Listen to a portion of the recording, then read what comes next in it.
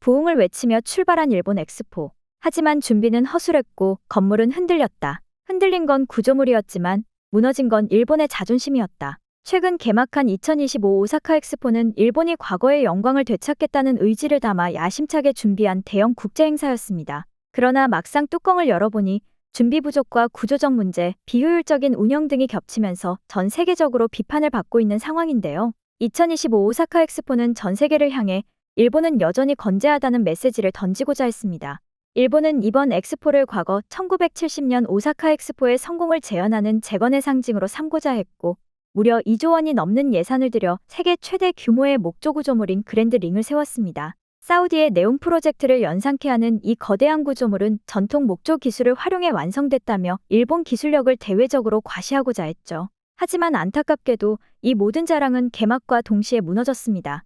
개막 이틀 만에 그랜드링은 지붕 누수, 구조 뒤틀림, 균열 등의 문제가 발생했으며 건축에 사용된 목재가 후쿠시마 원전에서 불과 10km 떨어진 지역에서 가공된 것으로 드러나 논란은 더욱 커졌습니다. 일본 정부는 방사능 우려에 대해 근거 없는 소문이라고 일축했지만 이미 일본은 국제 기준보다 20배나 느슨한 자체 방사선 기준을 적용해온 전력이 있어 이 같은 해명을 믿기 어려운 상황입니다. 일본 정부가 반복적으로 신뢰를 잃은 이유는 그간 위기를 덮고 무시하는 방식 때문인데요. 후쿠시마 원전 사고 관련 정보 은폐, 방사능 오염수 무단 방류, 그리고 난카이 대지진 피해 산정 이후 대책 미비 등의 전례를 떠올리면 일본이 문제를 근본적으로 해결하기보다는 보여주기식 대응으로 일관해왔다는 점이 분명하게 드러납니다. 이런 반복된 행태는 결국 일본의 주장을 신뢰할 수 없게 만든 근본적인 원인이죠. 문제는 건축물뿐만이 아닙니다. 입장 시스템 역시 심각한 문제를 드러냈는데요. 디지털 기반의 시스템을 표방했지만 QR코드 오류로 인해 관람객들은 수시간을 대기해야 했습니다.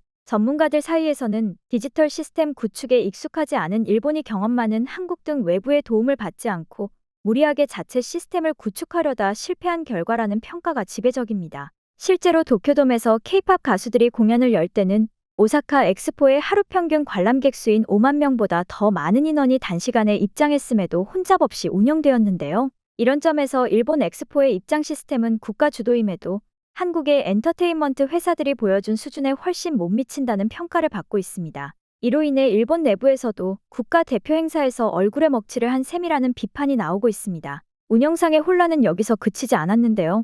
일부 주요 파빌리온은 사전 예약제로 운영됐지만 시스템 오류와 현장 통제 미숙으로 인해 수백 명이 줄을 서서 수십 분 이상 대기해야 했습니다. 더 황당한 점은 단순 종이 안내 지도를 받기 위해서도 30분 이상 줄을 서야 했다는 사실인데요. 그 흔한 디지털 키오스크조차 준비되어 있지 않아 수많은 관람객이 종이 지도를 받기 위해 안내소 앞에 몰려들었고 이 과정에서 고성과 실랑이까지 벌어진 것입니다. 세계적인 국제 행사라는 엑스포의 운영 수준이 마치 동네 축제보다도 못한 수준이라는 지적이 나오는 이유입니다. 심지어 아이들을 위한 공간도 실망을 넘어 충격적이었는데요. 아동용 화장실은 출입구가 따로 분리되어 있어 구조 자체가 비효율적이었으며 내부에는 칸막이조차 없어 보호자들의 항의가 쏟아졌습니다. 그런데도 중국인 방문객들은 별다른 불만 없이 해당 화장실을 이용하고 있는 모습이 포착되면서 이 공간이 사실상 중국인 전용 화장실처럼 보이는 기묘한 상황이 벌어졌습니다. 뿐만 아니라 전시관 상황도 매우 열악하다고 하는데요. 엑스포 개막 이전에 완공되어야 했을 전시관들이 여전히 공사 중이며 이로 인해 관람객들은 입장조차 할 수 없는 상황이 이어지고 있습니다. 이쯤 되면 자연스레 2023년 한국의 잼버리 사태가 떠오르는데요. 당시 일본은 한국을 조롱하고 비웃었지만 정작 지금은 일본이 훨씬 더 큰 망신을 자초하고 있습니다. 선진국이라면 절대 발생해서는 안 될 수준의 혼란이 이번 오사카 엑스포에서 고스란히 재현되고 있는 것이죠.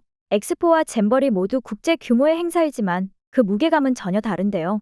엑스포는 경제, 외교, 기술력 등 국가의 전반적인 역량을 보여주는 중요한 무대였기에 이 정도의 졸속 진행은 일본 국가 전체의 자존심에 타격을 주는 문제로까지 번지고 있는 것이죠. 한국 잼버리는 여가부 단독 주관 행사였던 반면 오사카 엑스포는 일본 정부 전체가 관여한 국가 행사였기 때문입니다. 또한 엑스포의 식사 환경도 불만이 쏟아졌는데요. 10,000원짜리 도시락은 내용이 부실했고 제대로 된 음식을 먹기 위해서는 3만 원 가까운 비용을 지불해야 했습니다. 게다가 앉아서 식사하려면 시간당 5,500원의 좌석료까지 내야 했는데요. 이에 현장에서는 이게 엑스포야? 난민 체험이야? 라는 자주 섞인 반응이 터져나왔습니다. 여기에 더해 엑스포 장소 자체에 대한 불안감도 매우 큰 상황입니다. 현재 엑스포가 열리는 장소는 과거 폐기물 매립지였는데요. 그럼에도 불구하고 일본은 이 부지를 정화하지 않고 흙과 콘크리트를 덮는 방식으로 공사를 강행했습니다. 그 결과 지하에서 여전히 메탄가스가 분출되고 있으며 실제로 공사 중 폭발 사고도 발생한 바 있습니다. 이에 대해 주최 측은 300억 원을 들여 환기 시스템을 설치했다고 해명했지만 현장에서는 측정기에서 경고음이 계속 울리는 상황인데요. 전문가들은 300억 원으로는 실질적인 환기 효과를 기대하기 어렵다고 말하며 이 시스템은 단지 전 세계에 보여주기 위한 전시용에 불과하다는 비판이 거세지고 있습니다. 그럼에도 일본은 문제 없다는 말만 반복하며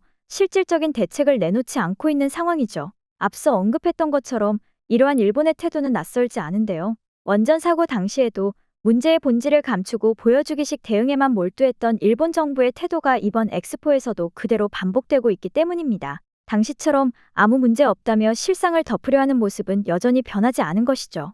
일본이 하는 주장이 그저 본질 감축이라고 하는 이유는 타 국가의 사례를 보면 알 수 있는데요. 카타르 월드컵 당시 단 하나의 경기장에 에어컨을 설치하는 데만 수천억 원이 들었던 사례를 떠올려 보면 일본이 이처럼 넓은 엑스포 부지에 고작 300억 원 규모의 환기 시스템을 설치한 것은 마치 사우나 안에서 휴대용 선풍기를 켜놓은 것과 다를 바 없다는 지적이 나올 수밖에 없습니다. 결국 오사카 엑스포는 개막 첫날 12만 명이 몰리며 화려하게 출발했지만 SNS를 통해 열악한 현장 후기들이 빠르게 퍼지면서 둘째 날부터 관람객 수는 절반 이하로 뚝 떨어졌습니다. 주최 측은 전체 관람객 목표를 2,820만 명으로 잡고 있지만 현재처럼 하루에 5에서 6만 명 수준이라면 사실상 달성이 불가능한 상황입니다. 그에 따라 일본 국민들의 관심도 점점 식고 있는데요. 전국 기준 엑스포 방문 의향이 있는 국민은 24%에 불과하고 개최지인 오사카 시민들조차 35%만이 방문 의향을 보이고 있습니다. 심지어 평소 같으면 행사장에 우길기를 들고 나타났을 극우 세력조차 이번 엑스포에는 모습을 드러내지 않았다는 점이 상징적입니다. 결국 주최 측은 학생들을 견학이라는 명목으로 전국에서 동원하며 인원을 채우는 데 급급한 실정입니다. 자발적인 참여라기보다는 숫자 맞추기식 실적 쌓기라는 비판이 나오는 이유입니다. 그런 가운데 관람객 부족을 해결하기 위해 주최 측이 꺼낸 비장의 카드가 바로 한국이라는 점이 매우 씁쓸한데요. K-팝 팬들의 유입에 기대를 걸며 SM, YG, JYP 등 대형 기획사뿐 아니라 중소기획사들까지 한국 아이돌 초청 메일을 보낸 사실이 드러났습니다. 주최 측은 단순 공연 제안이었다고 해명했지만 자국민 관심도 받지 못하는 엑스포를 한국 아이돌을 통해 살려보려는 조급한 움직임으로 해석되고 있습니다. 그동안 한국을 비난하고 견제하던 일본이 결국 한국 콘텐츠에 기대야 하는 아이러니한 상황이며 심지어 이제는 일본 시민들 사이에서도 이럴 거면 그냥 한국에서 엑스포를 열지 그랬어라는 말이 나오고 있는 상태입니다. 반면에 같은 엑스포를 두고 한국과 일본은 전혀 다른 선택을 했습니다. 한국은 2030 엑스포 유치에 실패한 뒤 곧 전략을 수정해 실리를 택했는데요. 부산에서는 월드 스마트시티 엑스포를 유치했고 전북에서는 하계 청소년 올림픽을 준비 중이며 여수는 2026년 세계섬 박람회를 개최할 예정입니다. 이처럼 지역의 특성을 살린 국제 행사를 통해 실질적인 지역 발전과 글로벌 이미지 상승을 동시에 도모하고 있는데요. 한국은 보여주기식 행사가 아닌 내실 있는 미래 비전과 세계화의 연결을 위한 전략을 차근차근 준비하고 있는 것이죠. 바로 이러한 점이 한국과 일본의 본질적인 차이를 보여주는 것입니다. 결론적으로 시대는 변했습니다. 한때 세계의 부러움을 샀던 일본은 도쿄 올림픽과 오사카 엑스포를 통해 과거의 영광을 되살리고자 했지만 현실은 그렇지 않았습니다. 실체 없는 전시행정, 국민조차 공감하지 못하는 자화자찬, 그리고 국제 기준과 동떨어진 안전인식은 현재 일본이 처한 문제를 그대로 드러내고 있는 것이죠. 그에 반해 한국은 기술과 콘텐츠, 그리고 도시 전략을 중심으로 세계화의 연결을 실현해 나가고 있는데요.